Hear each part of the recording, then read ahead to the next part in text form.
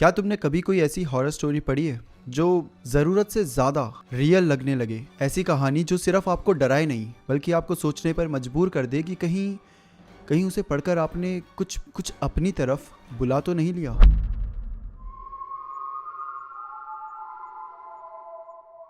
मुझे horror story पसंद है, सिर्फ वो चीप जंप स्केयर वाली स्टोरीज नहीं जो एक सेकंड के लिए डराता है और उसके बाद आपके मन से निकल जाता है, बल्कि वो स्टोरीज जो दिमाग में रह जाती है, जो बिन बुलाए मेहमान की तरह दिमाग के कोने में बस जाती है और जाने का नाम ही नहीं लेती। वो कहानियां जो घर की नॉर्मल सी आवाजों पर भी तुम्हें सेकंड गेस करने पर मजबूर कर देती है और ये सोचने पर कि क्या तुम सच में अकेले हो। इसीलिए जैसे ही मेरी यूनिवर्सिटी ने मेरी ओल्ड लाइब्रेरी में आफ्टर आवर्स रीडिंग का अनाउंसमेंट करा, मैंने बिना सोचे समझे साइन अप कर लिया। ये सिर्फ एक शांत जगह पर पढ़ने की बात नहीं थी, क्योंकि शांत जगह तो मेरे पास पहले से ही थी, लेकिन इसमें कुछ अलग था।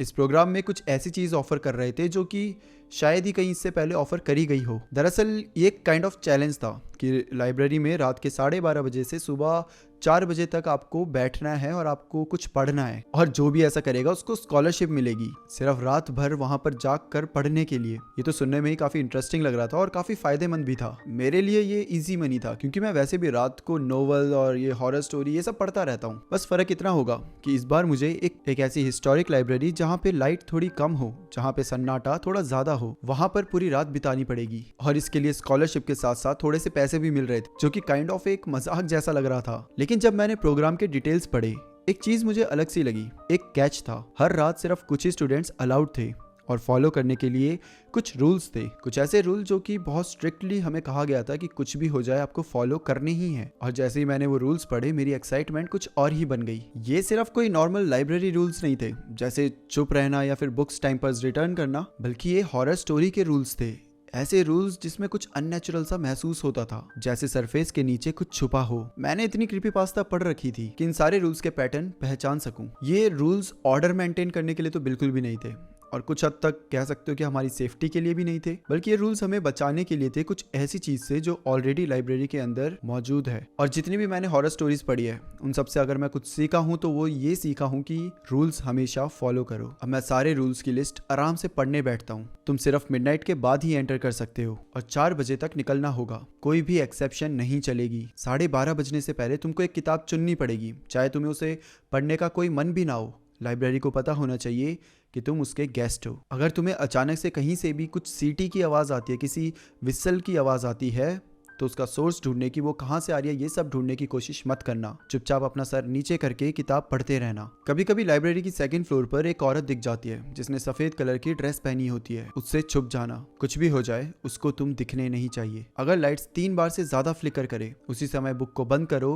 और लाइब्रेरी छोड़ दो। रात के 2:45 पर लाइब्रेरी एकदम से शांत हो जाएगी। जब तक आवाज वापस ना आए, मूव मत करना। अगर तुम्हें अपना ही नाम पुकारती हुई आवाज आए और आगे पीछे कोई भी ना हो, तो उसी समय लाइब्रेरी को छोड़ देना और कुछ भी हो जाए पीछे मत देखना। सो ये सारे रूल्स थे। आई नो क्रीपी है ना, बट इंटरेस्टिंग भी है। लेट्स सी कि ऐसा क्या है वहाँ पर जो इतने सारे रूल्स बनाने पड़ रहे हैं। ऑल्दो मैं बता दूं कि मैं कोई बेवकूफ़ नहीं हूँ, मैं रूल्स को सीरियसली लेने वाला हूँ। और अब मैं लाइब्रेरी जाने के लिए निकल पड़ता हूँ। मैं रात के 11:55 पर लाइब्रेरी पहुँचता हूँ। बाहर की हवा ठंडी थी, लेकिन जैसे ही मैं भारी लकड़ी के दरवाजों से अंदर गया, एक अजीब सी गर्मी ने मुझे घेर लिया, जैसे कि मानो बिल्डिंग हमेशा से मेरा ही वेट कर रही हो। मेरा बैकपैक उन सारी चीजों से भरा हुआ था जो मुझे लगा था कि इनकी मुझको जरूरत पड़ेगी। कुछ नोट्स, कुछ पेन्स, पानी की बोतल, कुछ स्नैक्स और जस्ट इन केस एक फ्लैशलाइट। लाइब्रेरी लगभग खाली थी, सिर्फ कुछ ही स्टूडेंट्स इधर उधर बैठे हुए थे। सबके चेहरे पर वही अजीब सा एक एक्सप्रेशन था जो कि मैं देख पा रहा था, और मुझे लगता है ये एक्सप्रेशन इन सब का उस रूल्स की वजह से था। वहाँ पे लाइब्रेरियन भी मौजूद थी जिनका नाम मिस डॉसन था। ये फ्रंट डेस्क के पीछे बैठी हुई थी।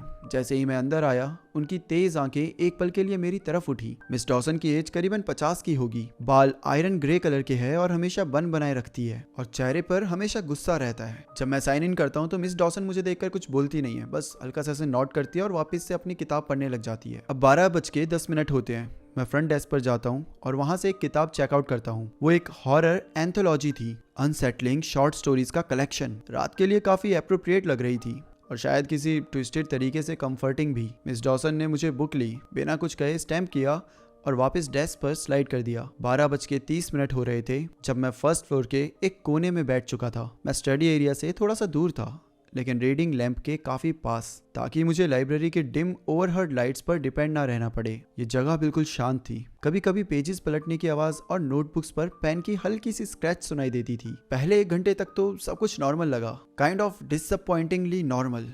अब मैं धीरे धीरे वो कहानियाँ पढ़ना शुरू करता हूँ और कहीं ना कहीं मैं उन कहानियों में खो जाता हूँ। कुछ नोट्स बनाता हूँ, कुछ अपने ही पेन से कुछ ना कुछ अपने ही वर्जन लिख रहा होता हूँ।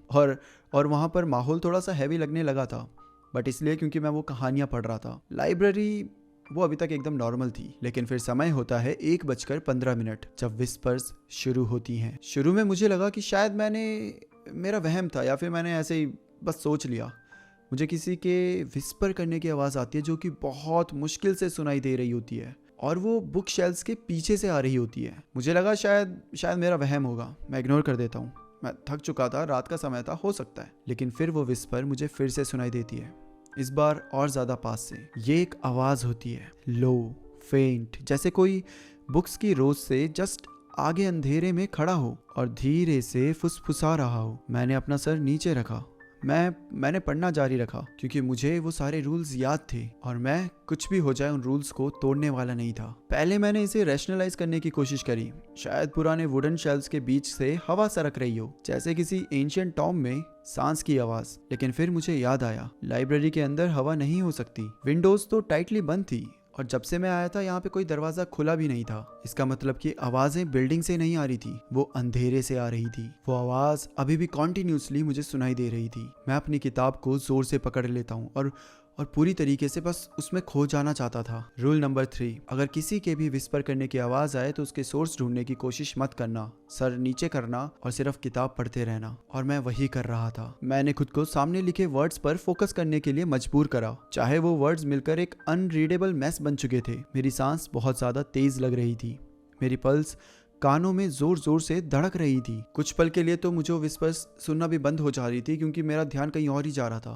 लेकिन सिर्फ कुछ देर के लिए, क्योंकि फिर वो विस्पर्स और ज्यादा तेज हो रही थी। जो पहले एक दूर की समझ ना आने वाली एक हल्की सी आवाज थी, वो अब पूरी कॉन्वर्सेशन जैसी लग रही थी, बिल्कुल पास, लेकिन शेल्फ्स के उस पार। आवाजें एक दूसरे में घुल रही थी, ओवरलैपिंग धीमे टोन्स में, अर्जेंट और इंसिस्टेंट। और फिर एकदम से खामोशी, एक अजीब सी बेचैन कर देने वाली खामोशी। और फिर मैंने अपना नाम सुना। जहाँ से विस्पर की आवाज आ रही थी वहां से मेरा नाम नहीं पुकारा गया था, बल्कि मेरा नाम कहीं ऊपर से पुकारा गया था। मेरा शरीर तो ऐसे जम गया था जैसे कि मानो मेरे शरीर में कोई बर्फ डाल गया हो। रूल नंबर 7, अगर तुम अपना नाम सुनो और आगे पीछे कोई भी ना हो, अपनी किताब को वहीं छोड़ दो और तुरंत लाइब्रेरी से निकल जाओ। कुछ भी हो जाए पीछे मत देखना। मेरे शरीर का हर एक मसल लॉक हो गया था।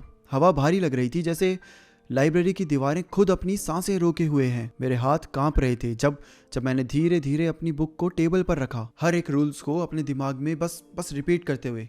मैं किसी हॉरर मूवी के वो बेवकूफ़ कैरेक्टर जैसा नहीं लगना चाहता था जो सारे रूल्स को भूल जाए और उसका अंत उसी समय हो जाए, बल्कि मैंने रूल्स फॉलो करे। मैंने सब कुछ सही करा था और अब मैं लाइब्रेरी को छोड़कर बाहर आ रहा था। हल्की सी कदमों की आवाज़ के साथ मैंने अपना बैग उठाया और मैं एग्जिट गेट की तरफ चल पड़ा। और तब मैंने उसे देखा। वो ग्रैंड स्टेयरकेस के ऊपर खड़ी थी, 2nd फ्लोर के अंधेरे में आधी छुपी हुई। वो सफ़ेद ड्रेस वाली औरत, उसका गाउन पुराने ज़माने का था, बिल्कुल वैसे जैसे सेंचुरी ओल्ड फोटोज़ में दिखाते हैं। कपड़े नाजुक और उसके बॉडी के अराउंड ऐसे बह रहे थे जैसे वो किसी और वक्त से निकल कर आई हो। उसके लंबे काले बाल उसके चेहरे पर गिरे हुए थे, जैसे कि मानो उसके चेहरे को छुपा रहे हो। वो हिलती नहीं है, वो सांस भी नहीं लेती, वो बस बाहर निकलने का इकलौता रास्ता ब्लॉक कर रही थी। उसे देखते ही मेरा तो गला ही सूख गया। रूल नंबर 4, 2nd फ्लोर पर सफेद कपड़ों वाली औरत कभी भी दिख सकती है। कुछ भी हो जाए कोशिश करना वो तुमको ना देखे। मैंने खुद को बिल्कुल स्टिल रहने पर मजबूर करा।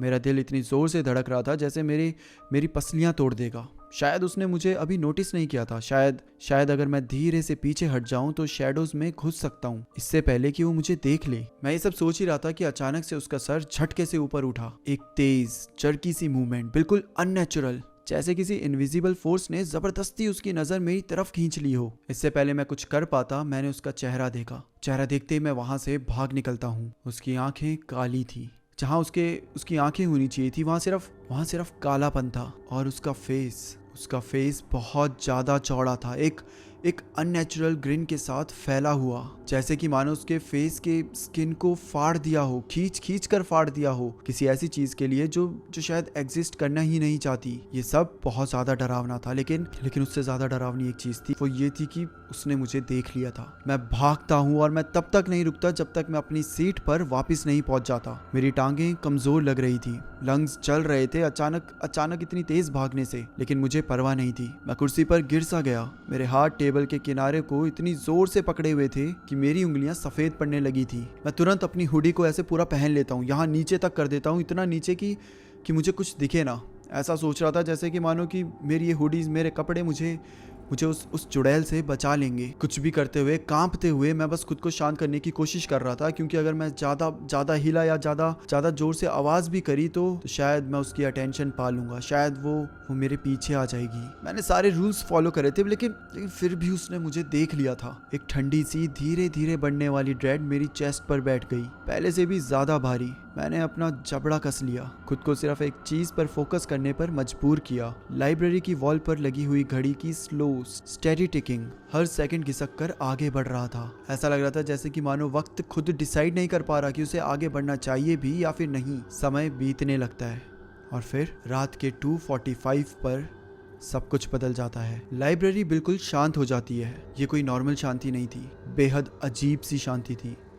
वो घड़ी के चलने की आवाज़ अब नहीं आ रही थी। इनफैक्ट बाहर जो हवा की आवाज़ थी, जो लोगों की आवाज़ थी, हल्की सी भी आवाज़, कुछ भी नहीं आ रहा था। कि बहुत हद तक बहुत ज़्यादा अनसेटलिंग सा लग रहा था। ऐसा लग रहा था जैसे पूरी बिल्डिंग को किसी वैक्यूम ने निगल लिया हो। ओवरहेड लाइट्स का हल्का सा हम गायब हो गया, वुडन शेल्स की हल्की सी क्रीक्स, पेपर की सॉफ्ट रसलिंग, सब कुछ खत्म। यहाँ तक कि घड़ी की आवाज़, हवा की आवाज़, लोगों के हल्के से हिलने की आवाज़, सब कुछ खत्म। और मैंने भी अपनी सांसें रोक ली। मेरी तो अपनी सांस लेने की आवाज़ भी अब बहुत धीरे से आ रही थी, जैसे ये खामोशी मेरे लंग्स पर प्रेशर डाल रही हो, हर आवाज़ को बाहर आने से पहले ही घोंट रही हो। रूल नंबर 6, 2:45 को अचानक से सब कुछ रुक जाएगा, कोई आवाज़ नहीं आएगी। आवाज़ वापस आने तक मूव मत करना। और इसीलिए मैं वहीं बैठा रहता हूँ, बिल्कुल स्टिल। सेकंड्स मिनट में बदलने लगे। ये शायद ये सिर्फ मेरे दिमाग था जो गेम्स खेल रहा था।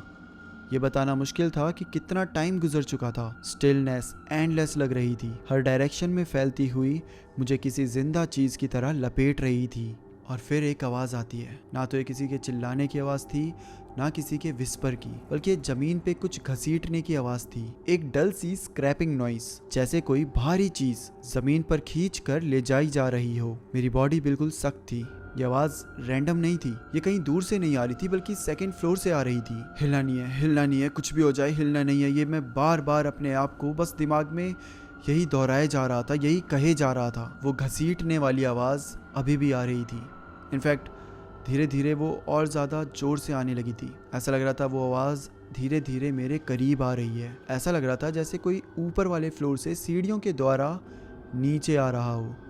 जो अभी सिर्फ घसीटने की आवाज़ थी, अब घसीटने के साथ साथ किसी के फुटस्टेप्स की भी आवाज़ आने लगी। मैं अपने हाथ को इतनी ज़ोर से बंद कर रहा था कि मेरे नाखून मेरी स्किन को चीर रहे थे। लेकिन ये तेज़ दर्द भी उस खौफ के सामने कुछ भी नहीं था जो इस समय मेरी बॉडी के अंदर भर चुका था। कुछ भी हो जाए मैं हिल नहीं रहा था। मैं बहुत ज़्यादा स्टिल था और खुद को बस कैसे भी करके खामोश करने की कोशिश कर रहा था, शांत करने की कोशिश कर रहा था। और अब वो घसीटने की आवाज़ मेरे पीछे थी, बहुत पास। मैंने आंखें जोर से बंद कर ली। मेरे बॉडी का हर एक मसल चीख रहा था कि मैं भाग जाऊं, दूर की तरफ लपक जाऊं और दरवाजे की तरफ निकल पड़ूं और पीछे कभी ना देखूं। लेकिन फिर भी मैं नहीं हिला। मुझे पता था कि मैं हिल नहीं सकता। और फिर आवाज रुक गई। एक पल के लिए कुछ भी नहीं था, सिर्फ वो क्रशिंग सफोकेटिंग साइलेंस जो मुझ पर दबाव बना रहा था। और फिर एक आवाज आती है बिल्कुल मेरे कान के पास, बिल्कुल यहाँ पीछे से, आई सी यू। एक ठंडी सी सांस मेरी गर्दन को छू कर निकली। मेरा दिमाग उस आवाज को, उसने क्या बोला, उन सारी चीजों को प्रोसेस भी नहीं कर पाया कि तभी आवाज वापस से आने लगी। किसी के घसीटने की, किसी के विस्पर करने की नहीं, बल्कि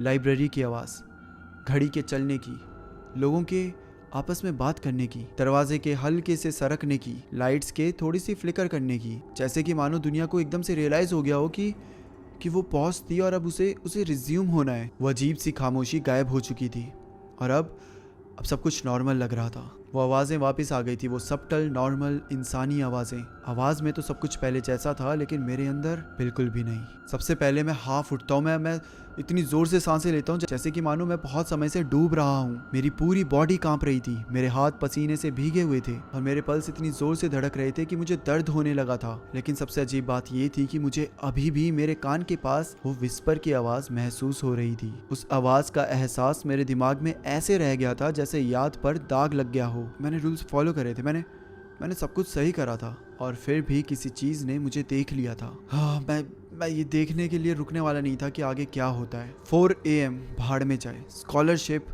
भाड़ में जाए, सब कुछ भाड़ में जाए। मैंने कांपते हुए हाथों के साथ अपना बैग उठाया। मेरी उंगलियां स्ट्रैप पर फिसल रही थी। मैं इतनी तेजी से खड़ा हुआ कि मेरी कुर्सी जमीन पर गिर गई। कुर्सी गिरने से बहुत ज़्यादा आवाज़ भी आती है, लेकिन मुझे किसी भी चीज़ से परवाह नहीं थी। मैं तुरंत उठता हूँ, मैं किताब भी वहीं छोड़ देता हूँ। किताब को रिटर्न करने का टाइम भी नहीं था मेरे पास, और बस सीधा भाग पड़ता हूँ। बुक की रोज के बीच से, ग्रैंड स्टेयरकेस के पास से, आंखें सीधी रखते हुए पीछे देखे बिना। मुझे ऐसा लग रहा था कि कुछ फुटस्टेप्स मेरे पीछे आएंगी या कोई ठंडा हाथ मेरे कलाई पकड़ लेगा दरवाजे तक पहुंचने से पहले ही, लेकिन ऐसा कुछ भी नहीं हुआ। मैं भागते भागते उस लाइब्रेरी से एग्जिट कर देता हूँ और फिर मैं लाइब्रेरी के बाहर आ जाता हूँ। बाहर पूरा अंधेरा था, आसमान काला था, हवा ठंडी थी। ऐसा लग रहा था जैसे कि मैं किसी दूसरी दुनिया से अपनी दुनिया में आ चुका था। मैं लाइब्रेरी को एक बार मुड़कर आखिरी बार देखता हूँ और मैं सोचता हूँ कि कुछ भी हो जाए, चाहे कुछ भी हो जाए, मैं यहाँ वापस नहीं आने वाला। लेकिन अगली शाम मैं उसी लाइब्रेरी के गेट के सामने खड़ा था। सच बता रहा हूँ, मैंने वापस आने का कोई प्लान नहीं किया था।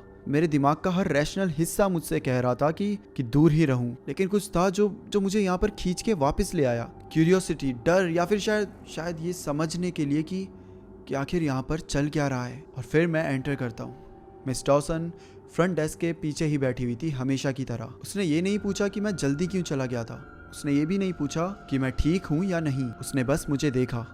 उसकी तेज आंखें मेरे चेहरे को स्कैन कर रही थी, जैसे कि वो कुछ ढूंढ रही हो। शायद कोई साइन, शायद कोई कंफर्मेशन कि अब मुझे सब कुछ पता चल गया है। और फिर वो मुझे देखकर कहती है, तुमने रूल्स फॉलो करे। ये सवाल नहीं था, ये एक स्टेटमेंट थी, एक सच था। मैं उसे देखकर सर हिलाता हूँ और फिर वो एक लंबी सांस लेती है, जैसे कि मानो उसको पहले से पता था कि शायद मैं बच जाऊँगा, मैं इन सारे रूल्स को फॉलो करूँगा। वो अपनी आंखें बंद करती है, नीचे झुकती है। एक अजीब सा एक और पेपर होता है और वो मेरे सामने रख देती है, और इस पेपर के ऊपर कुछ नए रूल्स होते हैं। मिस डॉसन मुझे देखकर कहती है, लेकिन अगली बार। उसने उस पेपर के ऊपर उंगली से ऐसे टैप करा और मुझे देखते हुए कहा, अगली बार एग्जिट के थोड़ा और पास बैठना।